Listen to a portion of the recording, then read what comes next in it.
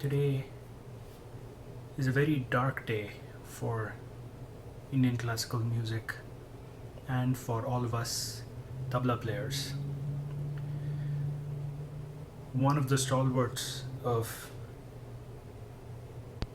tabla and in classical music, Ustad Zakir Hussain, is no more with us.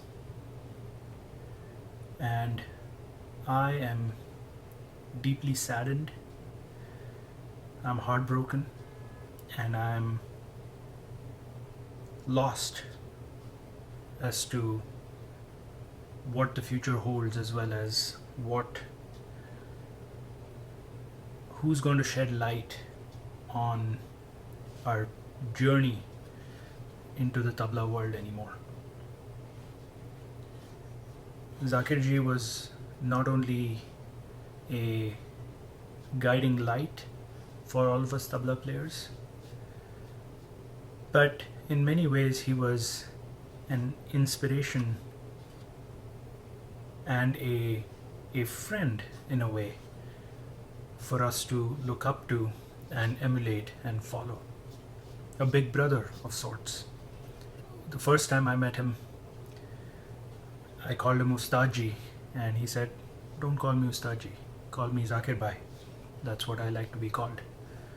And many people have had this experience. He used to not raise himself up to the level of an Ustad, although he was, I think, one of the biggest teachers, the best teachers out there.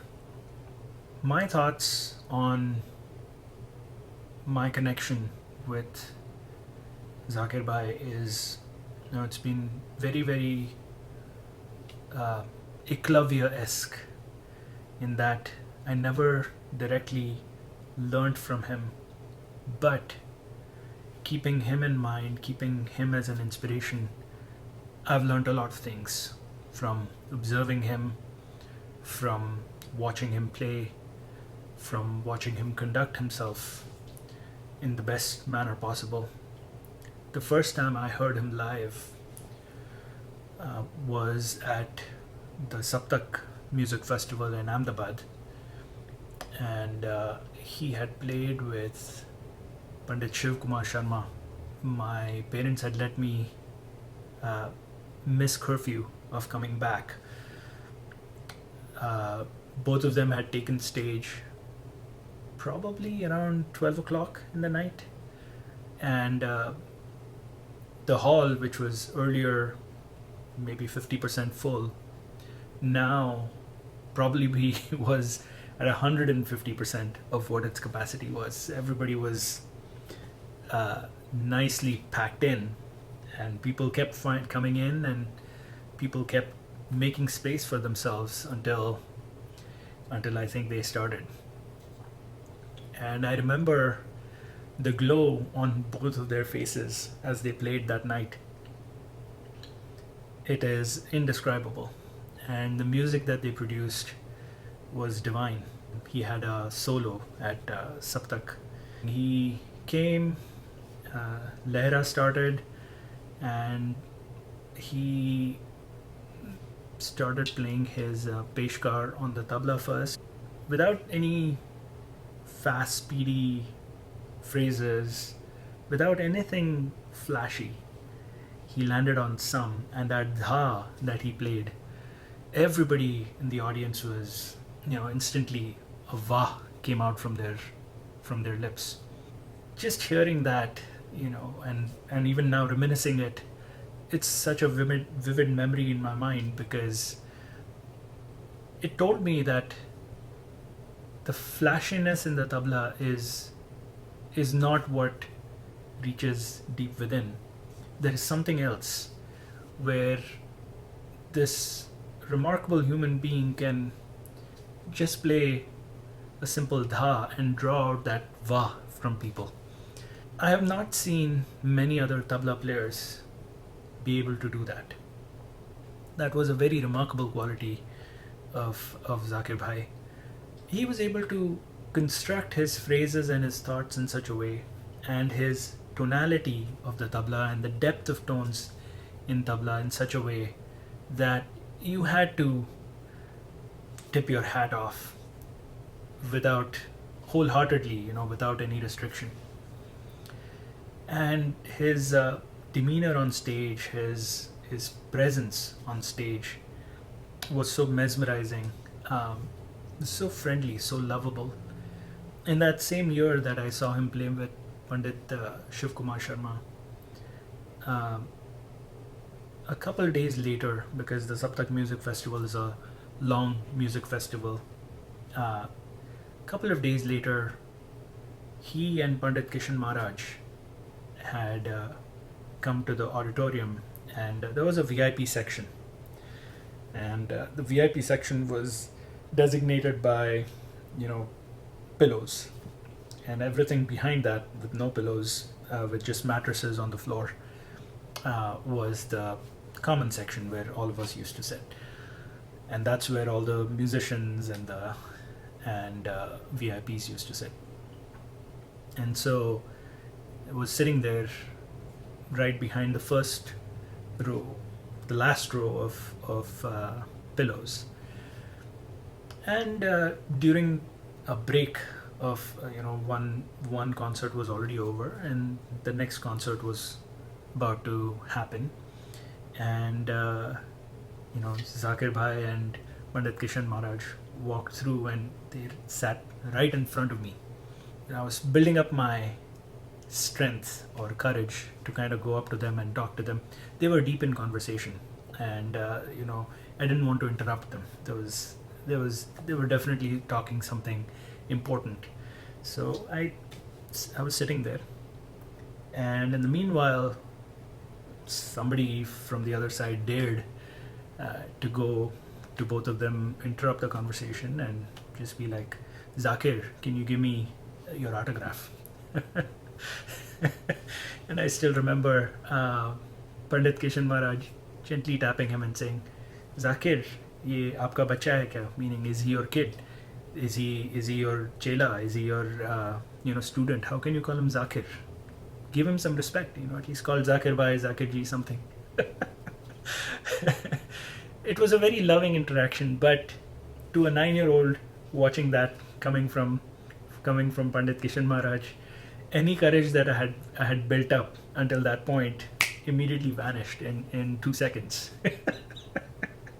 And for the rest of the concert, I was just sitting there, watching them in awe, and seeing, if I could catch even like a little bit of a word here or there, of what they were discussing, so that I could learn something. And then he was always surrounded by so many people when he came to those concerts, that I could never get to him. I could never touch his feet. I could never interact with him one-on-one.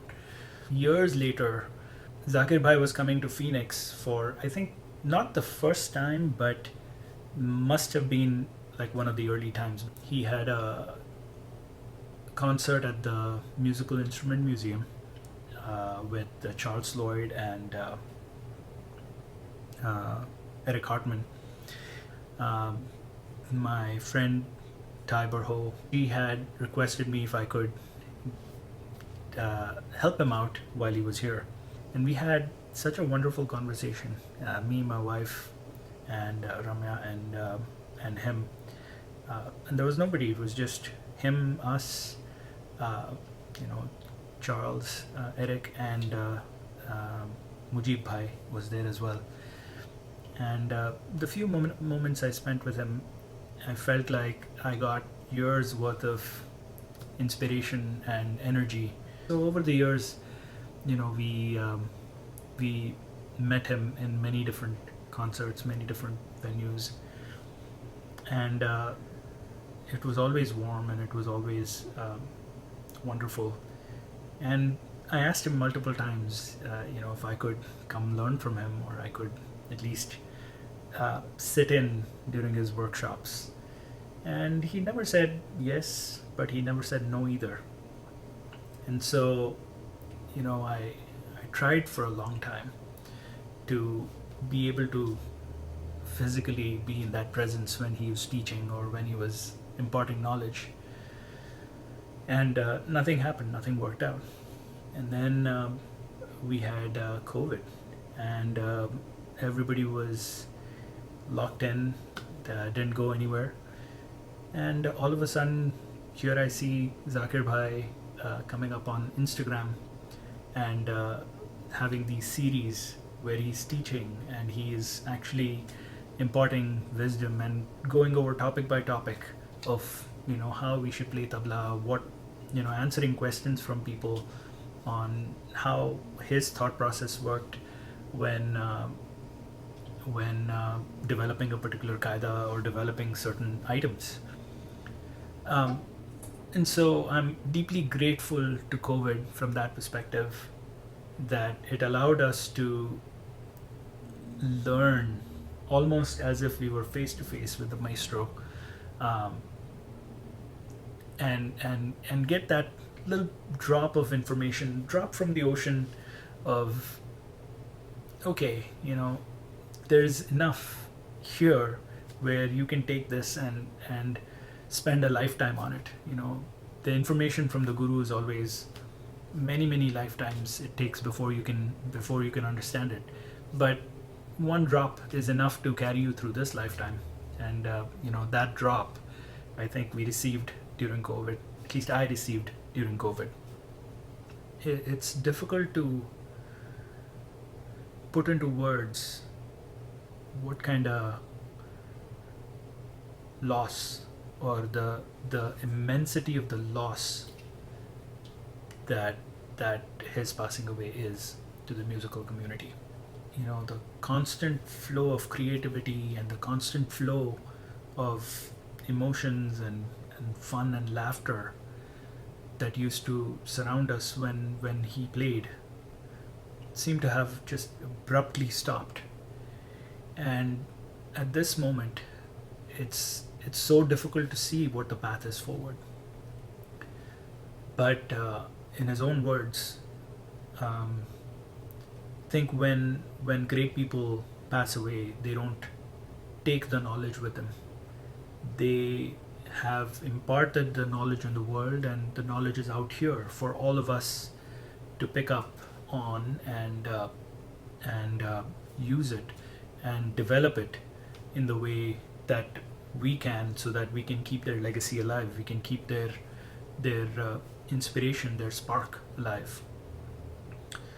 And in the last year, there's been quite a few musicians that have all passed away, who were all inspirational in their own ways. And it's now at the end of the year, Zakir-bhai leaving his mortal coil seems like kind of an end of an era of sorts.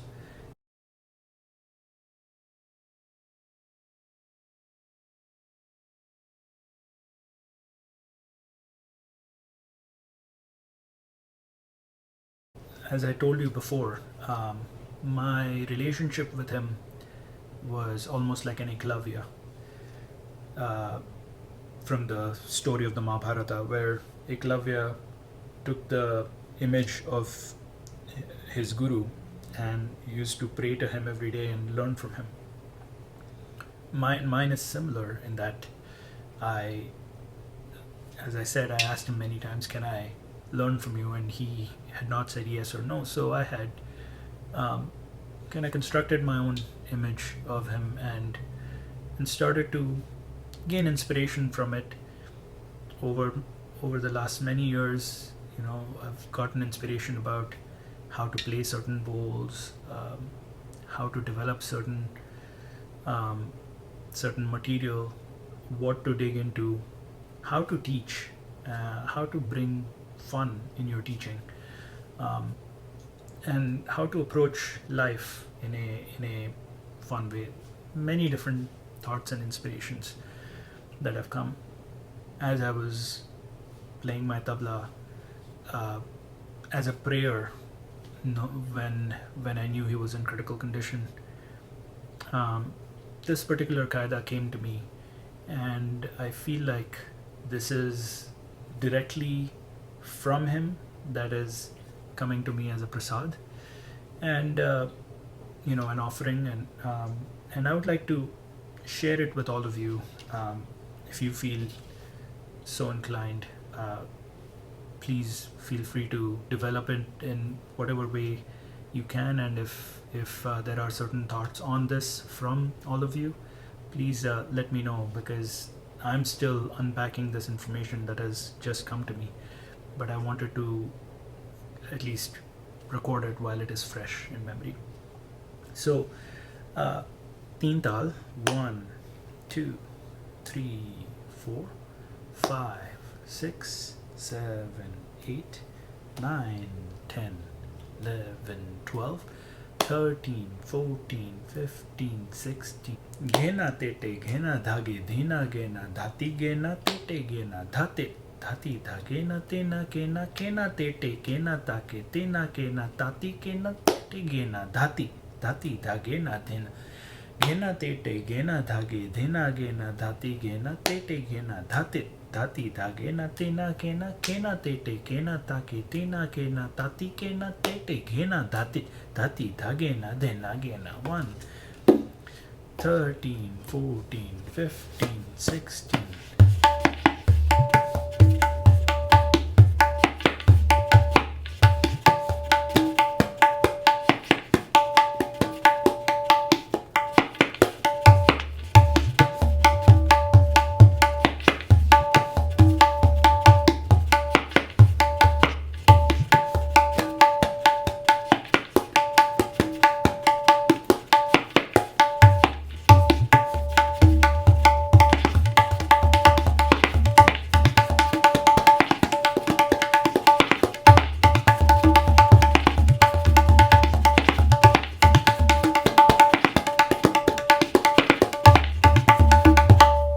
This is what came to me, and I'm sure wherever he is, he will continue to inspire us, and he'll continue to plant these seeds of thought and ideas into us.